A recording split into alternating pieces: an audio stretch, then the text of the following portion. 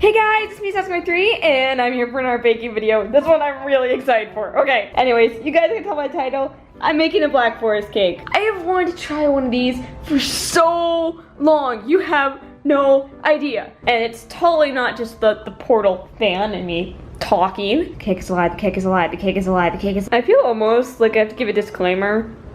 I'm not good with cakes. Half the time when I make a cake, it doesn't go right. We're gonna go through here and we're gonna try it. One of the defining things about Black Forest cake is that it's infused with a cherry liquor, Kirsch. Now Kirsch is a cherry brandy, and unfortunately it's really expensive, and since it's such a hard liquor, it's not sold in stores really close to me. So we're sadly going to have to substitute that with a cherry wine. Anyways, I think it's about time we actually start the cake now. So to start off, we need to beat together 6 eggs. Oh, that didn't happen. That did not happen either. 1 cup of sugar. What kind of noise is that? And 1 teaspoon of vanilla. And then we need to beat together until it's thick and fluffy. About 10 minutes it says. All right, I'm starting the timer. If it's not thick and fluffy by 10 minutes, I don't know. Oh shoot, I think the mixer just broke. Ah! Does this count as thick and fluffy? We beat a lot of air into it, but it didn't seem like it smoothed out. I guess we're gonna go with it. Okay, so what's next? We need to fold in 4 squares of unsweetened baking chocolate. Yeah, I think this chocolate cooled too much, or it cooled rapidly as I was pouring it in. And we need to sift in 1 cup of flour. If we go ahead, why am I still even stirring this? It's not, you can't just fold in chocolate, okay? Look, you just can't do that. I am half expecting this not to rise. We need to preheat the oven to 350 and pour our mixture into 3 separate cake tins. I probably need to grease these, don't I? Yeah. This really is not a lot of mixture to go across 3 tins. If this doesn't rise, I think we'll know. All right, the oven is preheated. In you go. My mistakes. Well, good news is I was right. Bad news is I was right. Okay, this is getting stupid. I've wasted a dozen eggs on some terrible tasting pancakes. This is not a cake. Look how stiff, this is like a brick. 10 minutes is just too long to beat eggs. And no cake is like 5 ingredients. There's not even baking powder or baking soda, nothing to make it rise. What kind of cake is this? I am going to find another recipe. I'm going to get our regular chocolate cake recipe, add a little bit of wine to it, and then we'll go from there as if this was the same. You know what? No, not even as if this was the same recipe, because this recipe also had like a buttercream filling. Black Forest cake has a cream and cherry filling, not buttercream. But this is like a mess. I'm just going to use our normal chocolate cake recipe and then make it into a Black Forest cake. I'll probably just use like this ingredient, this for the filling and everything, just this recipe, and just go from there. Okay, take 3. But this is what a cake should look like. All of these ingredients, you see all of these?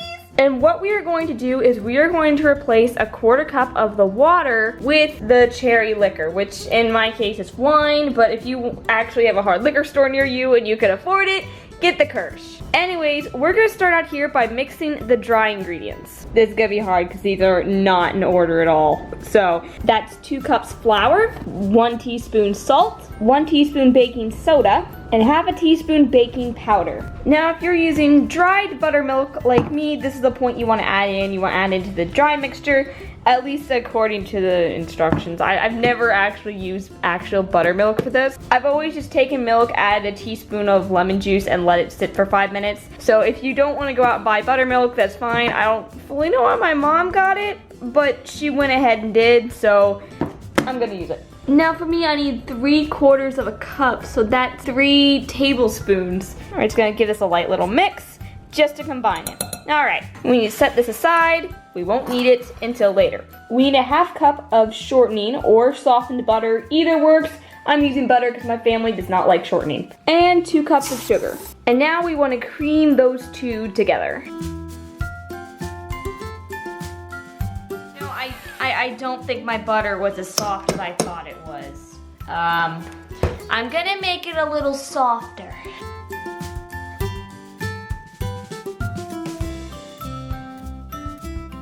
Next, we want to add in our 2 eggs. And we need to beat this on high for 3 minutes, so set a timer.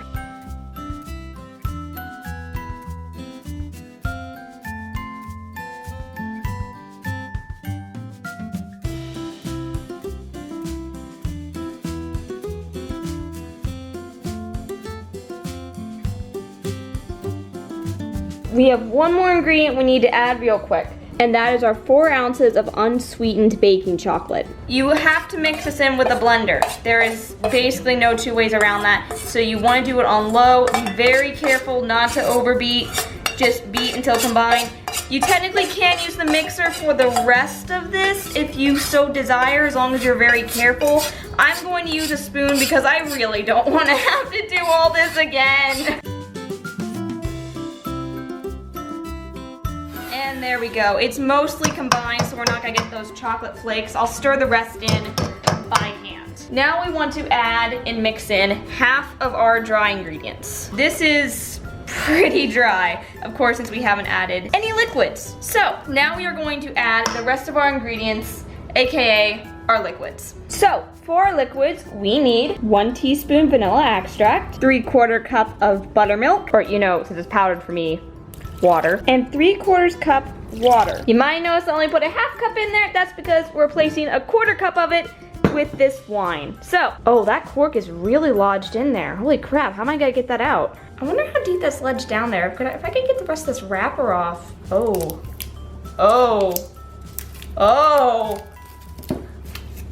that is a normal sized cork. Now I just pull it, right? Oh, we have a problem. This ain't budging. No, I'm gonna get a chair. Come on. Oh, Sassy has learned the magic. You just keep screwing it. Oh, it pulls right out. Okay. Oh, no. Move the cake. Now maybe. Oh, there we go. I'm never getting that off there. All right. Now to add our 1/4 cup of wine. Okay. Oh, so now that I've destroyed the cork, how am I gonna close up the wine bottle? Anyways, now we want to mix this. And the rest of our dry ingredients. This is really pretty lumpy. Maybe I should have used a whisk. Okay, yeah, a whisk was just what we needed. Anyway, we want to preheat our oven to 350 Fahrenheit. All right, I've greased and lined our baking tins. There we go. There is our cake batter. And look, it actually fills 3 tins, unlike the last one. All right. In they go. Now this is 30 minutes for 2 9-inch round tins, but since we have 3, I'm going to go ahead and set it to 15 minutes, and then we'll see what we go from there.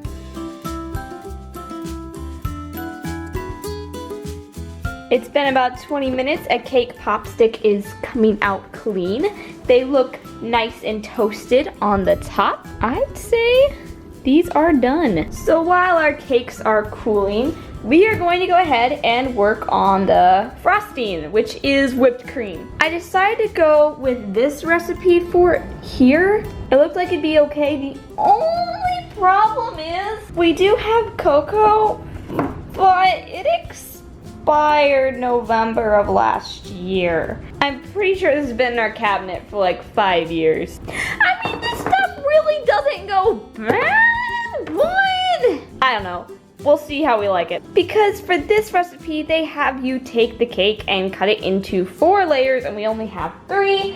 I am going to go ahead and make 2/3 of a batch. Yep, I'm doing this. Okay, to get the right math. Okay, Google tells me there's 5 point... Excuse me? How many tablespoons are in a 1/3 cup? I want to take away I'm trying to get by with 1/3 of a cup. How many tablespoons is in a 1/4 cup? 4 US tablespoons. I just need 3 tablespoons. Wait, 2.6 tablespoons is the correct amount. So, this is gonna bother me. I don't have a half tablespoon measure that's the same one as that, so we're gonna have to use that. Okay. We have our math. I went to school for a reason. See, this is why you need math, because you do baking and you do stupid stuff in baking. Oh God, help me. So anyways, For this, we need to put our 2 cups heavy whipping cream in a bowl and whip it with our 2.6 tablespoons of confectioner sugar until we get the desired consistency.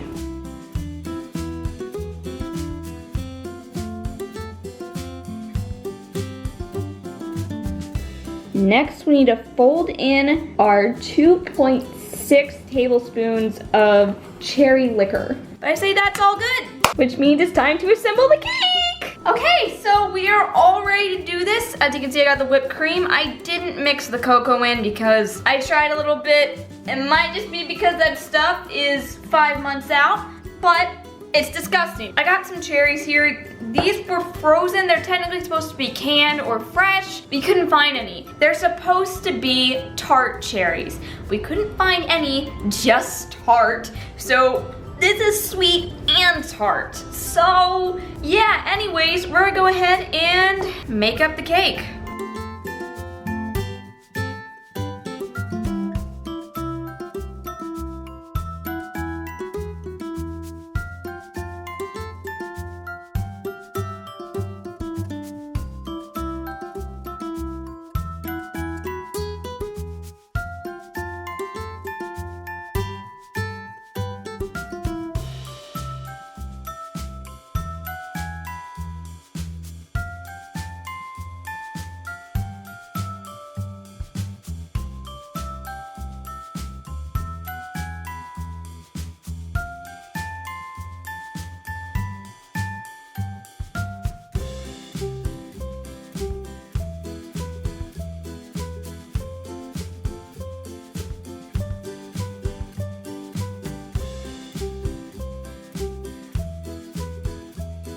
Now that is the cake. Almost. The one last thing to do is to take a shredded candy bar and pat around the edges. I personally am using dark chocolate because that's what my mom thought would taste good. So.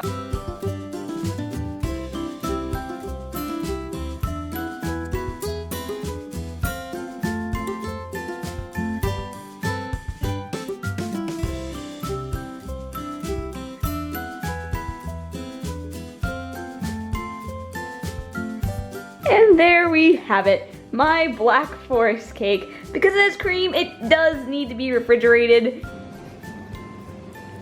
You don't have to go so slow. Ooh. Tell me what you think.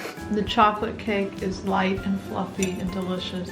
The cherries are very refreshing. It doesn't taste too rich, you know? Yeah, technically with Black Forest cake, what you're supposed to do is you're supposed to drizzle the liquor on top of each layer. I didn't do that because I infused it into the cake and I figured there's already enough in the frosting. It's gonna have enough of a kick. I like this. I was afraid I wouldn't because I don't really like cream and I thought the cream actually when I was tasting it was disgusting. Nothing's disgusting when it's covered in chocolate. And cherries, yeah. Well, I'm gonna go ahead and enjoy this. This is a great recipe. Wow, I'm gonna have to save this. Thank you guys for watching. Hope you enjoyed this video and I'll see y'all in the next one. Later.